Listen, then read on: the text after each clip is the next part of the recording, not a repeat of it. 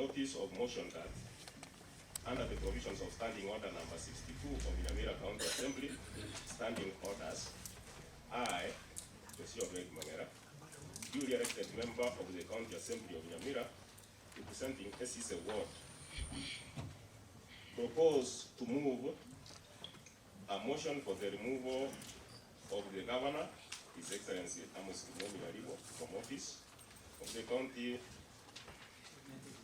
Governor, Nyamira County, in the County Assembly of Nyamira.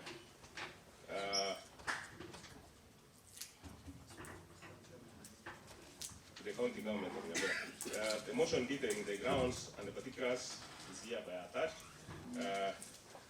Honorable Speaker, I now wish to give a notice of motion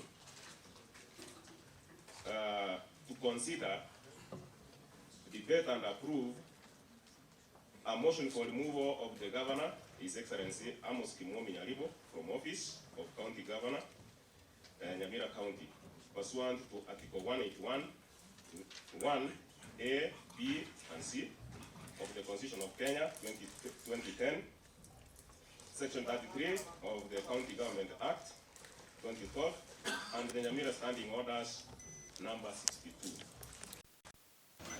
Thank you, Mr. Speaker. I beg to table the notice of motion.